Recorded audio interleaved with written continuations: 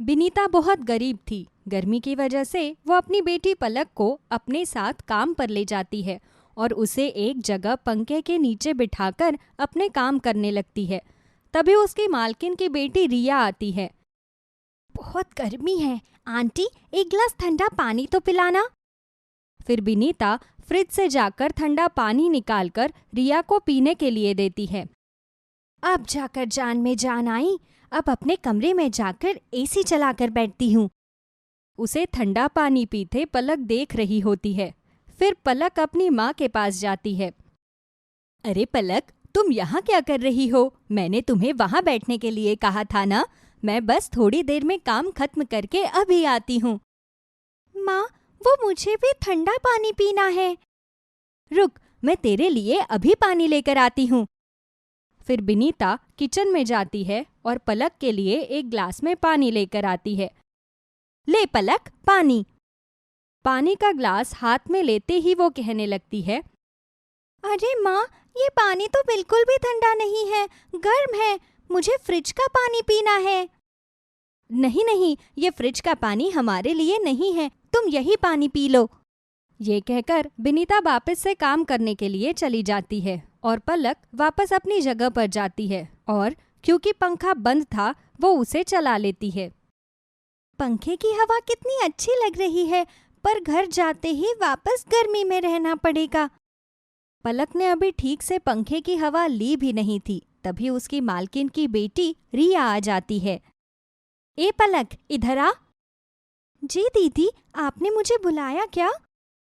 हाँ, मैंने ही तुझे बुलाया है। और ये तूने पंखा क्यों चला रखा है? पता भी है बिजली का बिल कितना आता है? दीदी, बहुत गर्मी लग रही थी, बस इसीलिए माँ ने पंखे के नीचे बैठने के लिए कहा था। अच्छा, अब बंद कर दे। पलक पंखा बंद करती है और जब उसकी माँ आती है उसे पसीने में नहाते हुए देखती है। अरे पलक, क्या हुआ? और तो इतने पसीने में कैसे नहा रही है? माँ, वो रिया दीदी ने बंद करवा दिया, बिजली का बिल बहुत आता है ना। ये देखकर उसे बड़ा दुख होता है। मेरी बच्ची बेचारे पंखी की हवा भी नहीं खा सकती। सोचा था यहाँ अपने साथ काम पर इसीलिए लाती थी कि इसे यहाँ पंखे की हवा में गर्मी से थोड़ी राहत मिलेगी, पर वो भी हम गरीब के नसीब में कहाँ हैं। बिनीता अपना काम खत्म करके अपनी बेटी पलक के साथ घर निकल जाती है और गर्मी की वजह से उन्हें बहुत प्यास लगने लगती है। माँ, बहुत प्यास लग रही है और गर्मी भी, जल्दी से पानी पिला दो। फिर बिनीता मटके से अपनी बेटी पलक को पानी निकाल कर देती है। माँ, ये पानी कितना गर्म है, इसे पीकर तो और गर्मी लगने लगी। हाँ, गर्मी तो है, पर हमें यही पानी पीना पड़ेगा और मटके का पानी इतना गर्म भी नहीं है। बिनीता अपनी बेटी को मटके का पानी देती है, पर गर्मी की वजह से मटके का पानी भी गर्म ही लग रहा था और वो अपनी बेटी पलक को समझाने की कोशिश कर रही थी। फिर तभी उसकी बेटी कहने लगती है, माँ, कितनी गर्मी है, आप भी पंखा ले आओ ना। पता है माँ, सभी के घरों में पंखा होता है, उन्हें गर्मी में नहीं रहना पड़ता और वो ठंडा पानी भी पीते हैं, हमारी तरह मटके का गर्म पानी नहीं। पलक बेटा, वो लोग अमीर है और हम गरीब है, हमारे पास इतने पैसे नहीं है जिससे हम एक पंखा खरीद सके। पर माँ, फिर हम कब पंखा खरीदेंगे? पता नहीं। ये कहकर बिनीता चुप हो जाती है और कुछ देर बाद वो अपनी बेटी पलक से कहती है, तुम्हें गर्मी लग रही है ना, मैं अभी तुम्हें पंखा झल देती हूँ, इससे तुम्हें ताज़ी हवा भी लगेगी और फिर तुम्हें गर्मी भी नहीं लगेगी। फिर बिनीता हाथ पंखे से पलक को हवा करने लगती है, पर वो भी कितनी देर तक हाथ पंखे से हवा कर पाती और वो बीच बीच में पंखा जलना बंद कर देती है। माँ, हवा तो आ ही नहीं रही थोड़ी भी, और तेज करो ना, कितनी गर्मी लग रही है। बेचारी बिनीता, उसे बड़ा दुख हो रहा था कि वो अपने घर में एक पंखा तक नहीं लगा सकती थी, क्योंकि उसके पास इतने पैसे नहीं होते थे जिससे वो एक सस्ता सा पंखा भी लगा सके। शाम हो चुकी थी और पलक को भूख भी लगाई थी। माँ, बहुत भूख लगी है। ठीक है, मैं अभी तेरे लिए खाना बना कर लाती हूँ। फिर बिनीता खाना बनाने लग जाती है और चूल्हा जलने की वजह से कमरे में गर्मी बहुत ज़्यादा बढ़ जाती है, जिससे खाना बनाते बनाते बिनीता पसीने से लथपथ हो रही थी और साथ में उसकी बेटी का भी चूल्हा जलने से बुरा हाल हो रहा था और वो दोनों गर्मी से बेहाल हो रहे थे। माँ, जल्दी से खाना बना लो ना, कितनी गर्मी हो रही है इसकी वजह से। फिर बिनीता जल्दी से खाना बना लेती है। फिर चूल्हा जलने से इतनी गर्मी हो जाती है कि उस कमरे में रुकना भी मुश्किल हो रहा था। ऊपर से उनके घर में पंखा भी नहीं था, जिससे उन्हें थोड़ी हवा लगती। फिर वो दोनों बेचारे जैसे तैसे करके इतनी गर्मी में बिना पंखे के खाना खाने लगते हैं। इतनी गर्मी में तो खाना खाने का भी मन नहीं होता, पर क्या ही कर सकते हैं, हम गरीब लोगों का तो नसीब ही ऐसा होता है। और फिर खाना खाने के बाद वो दोनों सोने की तैयारी करने लगते हैं, पर गर्मी के वजह से उन्हें नींद नहीं आ रही थी। बिनीता तो फिर भी जैसे तैसे करके सो जाती है, पर उसकी बेटी पलक अभी छोटी ही थी और उसे ये सब झेलना पड़ रहा था। और अपनी बेटी को गर्मी से झुलसते देख उसे बड़ा ही दुख होता है और वो हाथ पंखे से हवा करते हुए अपनी बेटी पलक को सुलाने की कोशिश करती है। मेरी बच्ची बेचारी, उसे इतनी गर्मी में रहना पड़ता है, ना तो घर में पंखा है और ना ही पीने के लिए ठंडा पानी। मैं भी कैसी माँ हूँ जो अपनी बेटी को इतनी गर्मी में देख रही हूँ। ये सब सोचते हुए अचानक बिनीता की आंख लग जाती है और उसकी बेटी भी सो चुकी थी। और फिर अगले दिन बिनीता जल्दी से अपने घर का काम खत्म करती है और अपनी बेटी पलक को साथ लेकर मालकिन के यहाँ काम पर निकल जाती है और पंखा चलाकर उसे हवा में बैठाकर अपना काम करने लगती है। तभी उसकी मालकिन की बेटी रिया आती है और फ्रिज से ठंडा पानी निकालकर पीने लगती है। उसे ठंडा पानी पीते देख पलक से रुका नहीं जाता। रिया दीदी, मुझे भी पानी पीना है। तो फिर जा, अपनी मम्मी से जाकर पानी मांग, यहाँ मेरे पास पानी मांगने क्यों आई है? मुझे ठंडा पानी पीना है। अपनी औकात देखी है, ठंडा पानी पीना है, जा यहाँ से, बड़े आई ठंडा पानी पीने वाली। बेचारी पलक चुपचाप जाकर अपनी जगह पर बैठ जाती है। तभी रिया कहती है, बड़ी गर्मी है, गर्मी की वजह से तो गला ही सूखा जा रहा है। ऐसा करती हूँ, फ्रिज से आइसक्रीम निकाल कर खा लेती हूँ, कम से कम कुछ देर थोड़ी तो ठंडक मिलेगी। फिर रिया फ्रिज से आइसक्रीम निकालती है और टेबल पर बैठकर बड़े आराम से खाने लगती है। उस समय पलक रिया को आइसक्रीम खाते हुए बड़े ध्यान से देख रही थी और उसका भी मन आइसक्रीम खाने का हो रहा था और वो ललचाई भरी निगाहों से बस रिया को आइसक्रीम खाते हुए देखने लगती है। तभी उसकी माँ आ जाती है। वो अपनी बेटी के मन की बात समझ जाती है। तभी इतने में ही रिया आ जाती है। अरे, ये फालतू में पंखा किसने चला रखा है यहाँ पे? बेबी, मैंने चलाया था, पलक गर्मी में बैठी थी ना, इसलिए मैंने चला दिया। आपने किसी से पूछकर पंखा चलाया है? आपको पता है बिजली का बिल कितना आता है जो आपने पंखा चला दिया? मैं अभी बंद कर देती हूँ। फिर बिनीता जाकर पंखा बंद कर देती है और रिया वहाँ से चली जाती है। माँ, रिया दीदी ने पंखा क्यों बंद कर दिया? हम गरीब हैं इसलिए, पर हमें भी तो गर्मी लगती है ना माँ। अपनी बेटी को गर्मी में देखकर बिनीता को बड़ा ही बुरा लग रहा था। हे भगवान, क्या मेरी बच्ची थोड़ी देर हवा में भी नहीं बैठ सकती? हम लोग गरीब हैं तो क्या हमें गर्मी नहीं लगती? हम भी तो अमीर लोगों की तरह इंसान हैं। ये सब सोचकर बिनीता का मन बहुत दुखी हो रहा था, पर वो कर भी क्या सकती थी। बिनीता ये सोच ही रही होती है, तभी उसकी मालकिन आती है और उसे और उसकी बेटी को गर्मी में बैठा देखकर कहती है, अरे बिनीता, तू गर्मी में क्यों बैठी है? क्या तुझे गर्मी नहीं लग रही जो तू बिना पंखे के बैठी है? जाकर पंखा चला ले। नहीं मालकिन, हम ठीक है। वैसे भी मालकिन, हम घर पर बिना पंखे के ही गर्मी में ही रहते हैं, इसलिए हमें गर्मी में रहने की आदत है। ये सुनकर बिनीता की मालकिन को बड़ा ही दुख लगता है और वो जाकर पंखा चला देती है। तभी इतने में उसकी बेटी रिया आ जाती है और जब वो बिनीता और उसकी माँ को पंखे में बैठा देखती है तो उनके ऊपर गुस्सा करने लगती है। तुम लोग कैसे हो? तुम्हें क्या एक बार में समझ नहीं आता? तुम फिर से पंखा चलाकर बैठे हो। अभी रिया बोल ही रही थी, तभी उसकी माँ आ जाती है। रिया, ये तू कैसी बातें कर रही है? तुम्हें पता भी है तुम क्या बोल रही हो? माँ, आपको नहीं पता, इन लोगों के घर में पंखा तो है नहीं और ये हमारे यहाँ पंखे में आराम से बैठे रहते हैं। ये सुनकर रिया की माँ को बहुत गुस्सा आता है। क्यों? ये इंसान नहीं है क्या? इन्हें गर्मी नहीं लगती? मतलब ये लोग गरीब है तो इन्हें गर्मी नहीं लगती, यही मतलब है ना तुम्हारा? माँ, आप इन लोगों के लिए मुझे डांट रही हो? मालकिन, आप बेबी को कुछ मत कहिए, इनकी कोई गलती नहीं है। हमें तो बिना पंखे के रहने की आदत है। गलती मेरी ही है, मुझे पंखा नहीं चलाना चाहिए था। नहीं बिनीता, इसमें तुम्हारी कोई गलती नहीं है। तुम हमारे यहाँ काम करती हो तो इसका ये मतलब नहीं है कि तुम्हें गर्मी नहीं लगती। रिया, तुम्हें अभी के अभी बिनीता से माफ़ी मांगनी होगी। हर इंसान कोई जन्म से अमीर नहीं होता। हम लोग भी पहले इन्हीं की तरह गरीब थे। आज भगवान ने हमें सब कुछ दिया है, इसका मतलब ये तो नहीं कि हम इंसानियत ही भूल जाए। अरे हम लोग भी कभी बहुत गरीब थे। तुम्हें क्या पता गरीबी क्या होती है? हमने भी कभी बिनीता की तरह दिन गुजारे हैं। ये सुनकर रिया की आंखों में आंसू आ जाते हैं। आंटी, मुझे माफ कर दीजिए, मुझे आपसे और पलक से इस तरह बात नहीं करनी चाहिए थी। मैं भूल गई थी कि आप लोगों को भी गर्मी लगती है।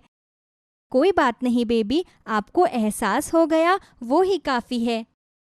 तभी एक आदमी उनके घर में एक पंखा लेकर आता है। बिनीता, ये पंखा तुम्हारे लिए। तुम्हारे घर में पंखा नहीं है ना?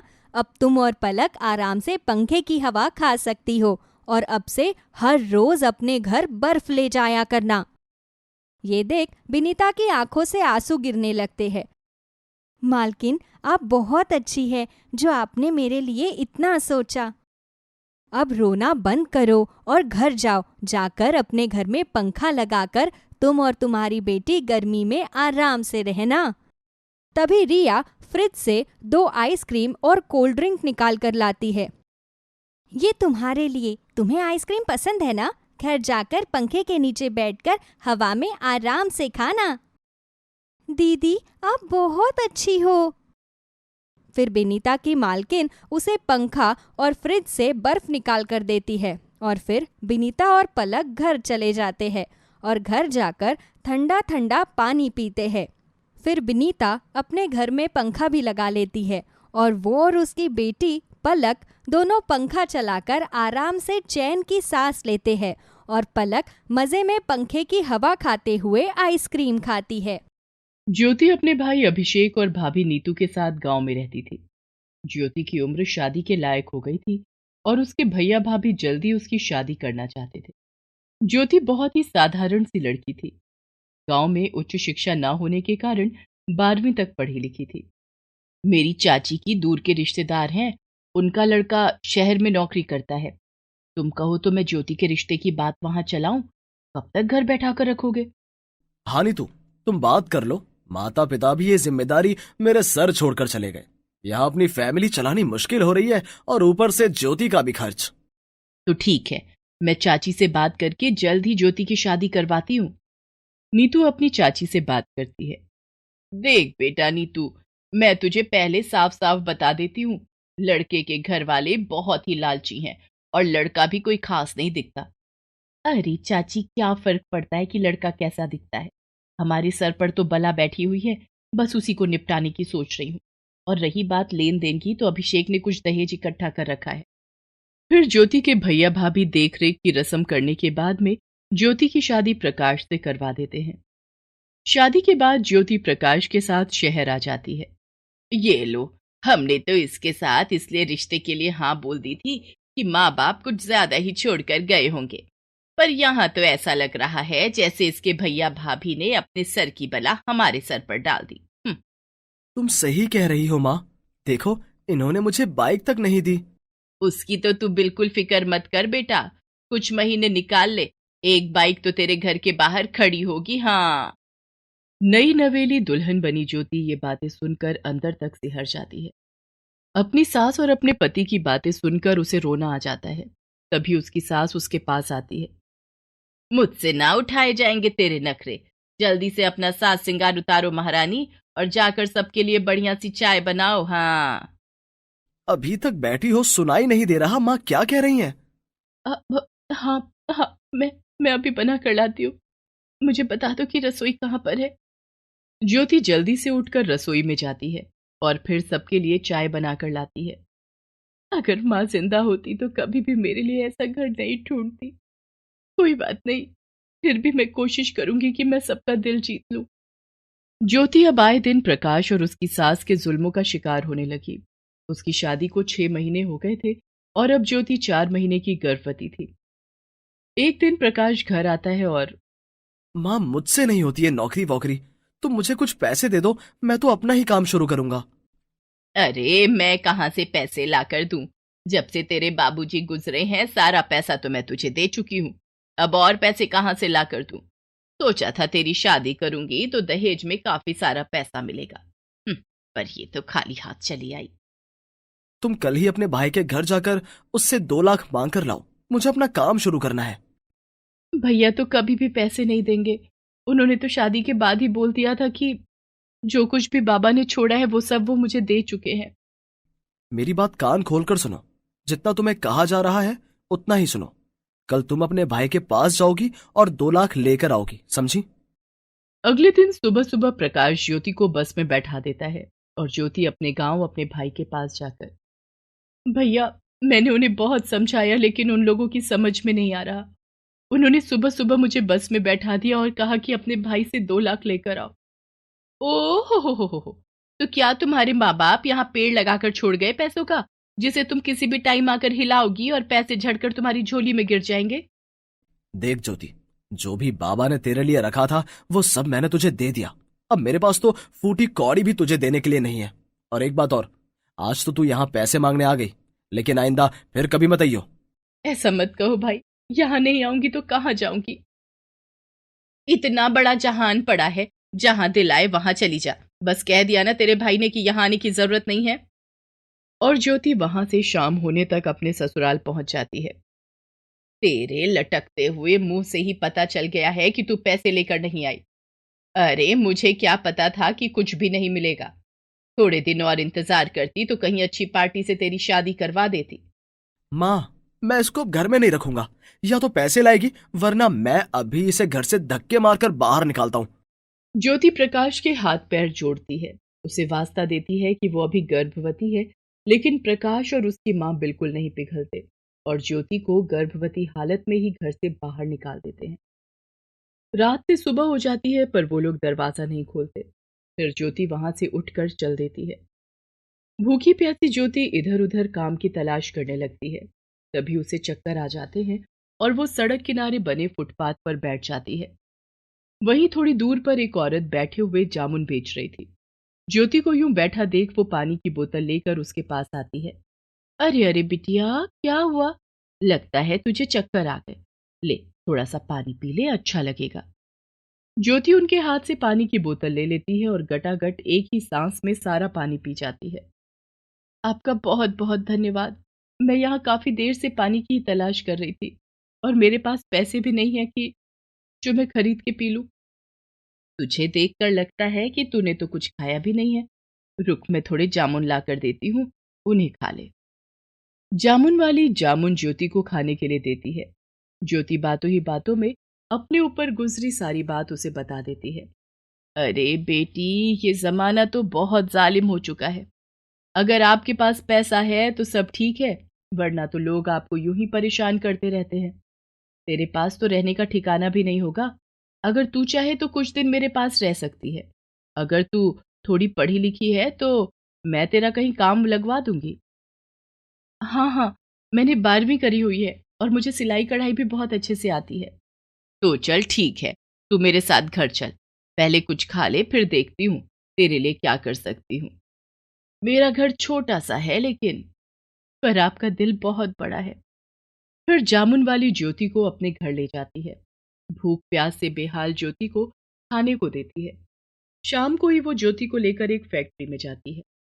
मेरे यहाँ कपड़े सिलने वाली की जरूरत है, पर उससे पहले मैं तुमसे कुछ कपड़े सिलवा कर देखूंगा। हाँ हाँ बिल्कुल, मैं अभी आपको कुछ कपड़े सिलकर दिखा देती हूँ। फिर ज्योति मैनेजर को कुछ कपड़े सिलकर दिखाती है और ज्योति की सिलाई मैनेजर को पसंद आ जाती है। तो वो ज्योति को अपनी फैक्ट्री में काम दे देता है। ज्योति जामुन वाली का शुक्रिया अदा करती है। जामुन वाली अपने पास की ही एक छोटी सी झोपड़ी उसे किराए पर दिलवा देती है। ज्योति गर्भवती हालत में ही रोज फैक्ट्री जाती और काम करती। उसको देखने और संभालने वाला कोई नहीं था। ज्योति सारे काम खुद ही करती। कभी कभी बीच में जामुन वाली उसका हालचाल पूछने आ जाती। ज्योति का 8वां महीना चल रहा होता है। इस हालत में वो काम पर जाती, पर उससे ठीक से बैठा ना जाता, जिस वजह से मैनेजर उसे कभी कभी सुना देता। घर आने के बाद ज्योति में इतनी हिम्मत ना बचती कि वो अपने लिए 2 रोटी भी बना सके। एक माँ होना कितना मुश्किल काम है। अगर मेरी माँ आज जिंदा होती तो क्या वो मुझे इस हालत में ऐसे ही छोड़ देती? भैया भाभी ने भी पल्ला झाड़ लिया। सच में कोई किसी का नहीं होता। अगर आज मेरे साथ कोई अनहोनी हो जाए तो भला कौन मेरा साथ देगा? सर्दी का टाइम होता है और गर्भवती ज्योति किसी भी समय माँ बनने वाली थी, और उसे हर वक्त यही डर सताए रहता कि उसके साथ तो कोई भी नहीं है, वो सब कैसे संभालेगी। तभी एक रात उसे प्रसव पीड़ा होती है। वो जोर जोर से चिल्ला रही होती है। तभी वो पड़ोस में रहने वाली जामुन वाली के पास जाती है। आह, लगता है मुझे हॉस्पिटल जाना पड़ेगा। आप मेरे साथ जल्दी से हॉस्पिटल चलो। जामुन वाली ज्योति को सरकारी हॉस्पिटल में ले जाती है, जहां ज्योति एक प्यारे से बेटे को जन्म देती है।